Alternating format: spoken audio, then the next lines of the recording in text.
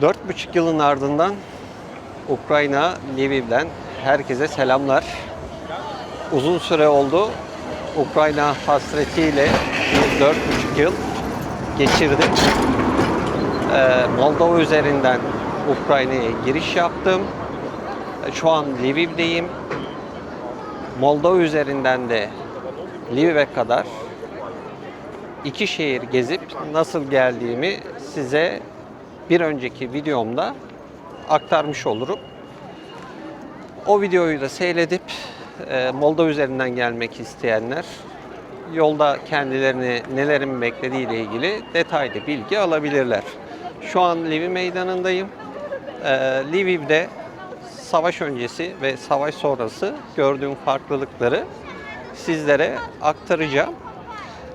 Çok fazla lafı uzatmadan hemen ortamı sizlere göstermek istiyorum.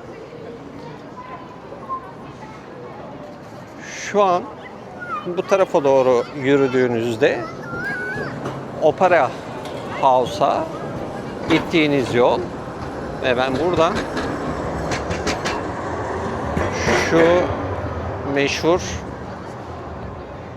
Lviv Belediyesi'nin binasının etrafını bir önceki Lviv ziyaretlerimde dolaştığımda size anlattığım gibi anlatmaya çalışacağım. Ne farklılıklar var, neler hissettim, bir onları size yavaş yavaş aktarayım. İlk izlenimim, turist sayısı çok az. Daha önce buraya ben geldiğimde çok daha fazla turist vardı ama 2 gündür burada çok az turist görüyorum. Turist sayısı epey bir azalmış. Bu da mekanları etkilemiş. Eski neşesi yok. Daha çok dışarıda Ukraynalıları görüyorsunuz. Biliyorsunuz saat 12'de kapanma var. 12'den sonra dışarı çıkma yasağı halen Lviv'de de geçerli. Bu sebeple akşamları da mekanlar çok hareketli değil. Bu tarafta neler vardı? Bu hizada, şu tramvayın olduğu hizada Krivka vardı biliyorsunuz. Krivka'ya girişte hemen şu karşınızdaki kapıdandı. Bilmeyenler için söyleyeyim. Krivka eskiden sığınak olarak kullanılmış. Şu an tamamen restoran olarak kullanılan bir yer. İşte kapıyı çaldığınızda Slava Ukraini diyerek içeri giriyorsunuz. Bir sığınak, alt kata iniyorsunuz ve sığınak konseptinde de yemeğinizi yiyorsunuz. Bu akşam oraya gitmeyi planlıyorum. Oradan da bir görüntü atarım. Şimdi devam edelim.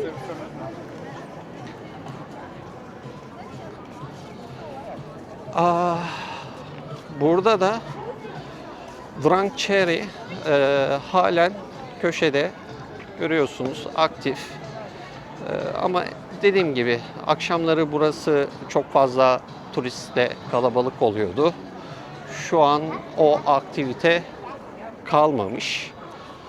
Bu yoldan da karşıya dümdüz yürüdüğünüzde ileride sola döndüğünüzde yolun sonunda kullanılmış ikinci el eski Rus kitaplarını satan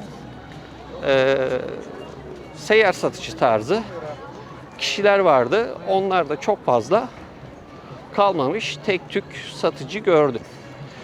Bu tarafta ise Lviv Hot Chocolate ve Sadomaso Cafe vardı.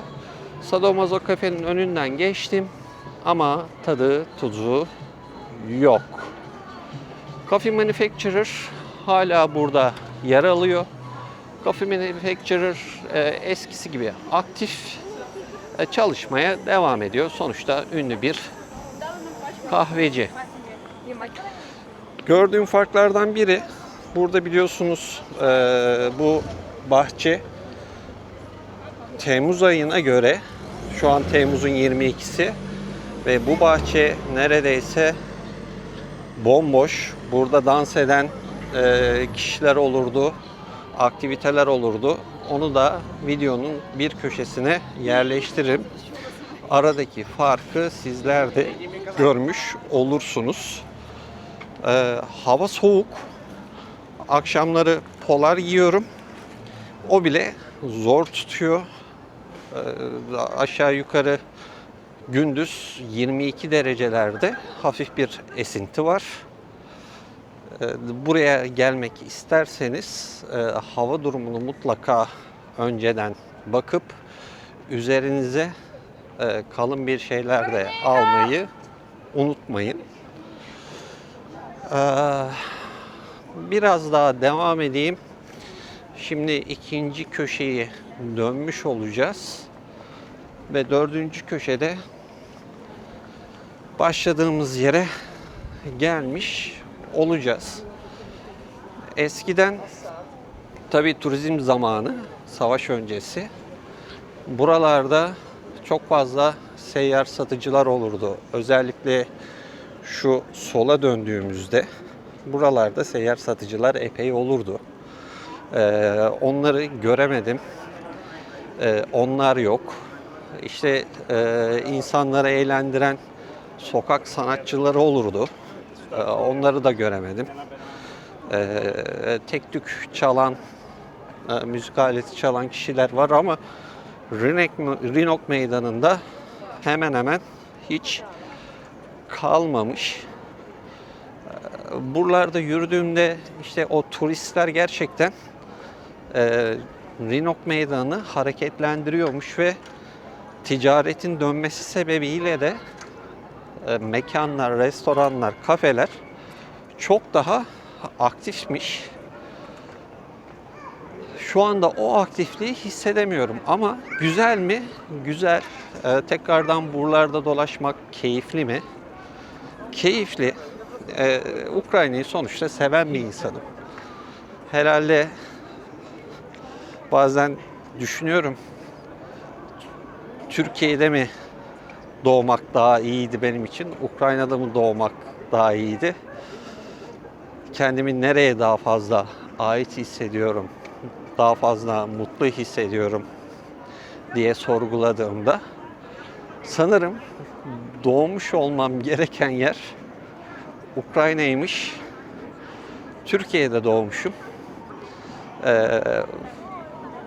Ukrayna'da doğsam çok daha fazla mutlu olurdum. Tabii bizim ülkemizde güzel bir ülke. Savaş olmasına rağmen Türkiye'deki stresi burada görmüyorum. Bu stres yok. Halen insanlar savaşın üzerlerinde bıraktığı psikolojik etkiden sıyrılmaya çalışıyorlar. Çok fazla böyle savaş ortamı yokmuş gibi davranmaya çalışıyorlar. Burada 3. günüm. Bu 3 gün içerisinde bir kere bile savaş ortamında olduğumu hissetmedim. Bir kere bile roketler için, saldırılar için hava alarmı çalmadı. O yüzden rahat bir şekilde vaktimi geçiriyorum. Bu köşede biliyorsunuz meşhur Pravda Beer vardı. Buralarda çok güzel eğlenceler olurdu. Fark ettiğim şeylerden biri ise bu Pravda Beer'ın biraz daha küçülmüş olması. Eskiden alt katında hemen biralar satılırdı ve şu iki katında da oturup biranızı içebiliyordunuz. Orkestra eşliğinde eğlenebiliyordunuz. Ama 3 katı birden burası bir satış mağazası haline gelmiş. Alt katlarındaysa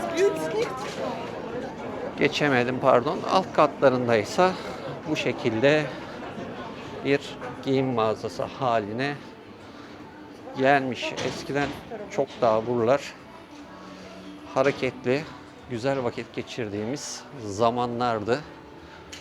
Ama şu anda gördüğünüz gibi tamamen giyim mağazası haline gelmiş. Daha önceden de buradan ben çekim yapmıştım. O çekimleri de sizlere gösteririm. Aşağıya indiğinizde de Hadi aşağıyı da göstereyim hızlıca. Alt katta yine güzel bir şekilde biranızı içebileceğiniz restoran ortamı oluşmuş. Aşağıdaki konsepti de sevdim. Kötü değil. Buradan alışverişinizi yapabiliyorsunuz ya da çok fazla içeri girmeyeceğim, önünden göstereceğim. Burada oturup veya şu tarafta oturup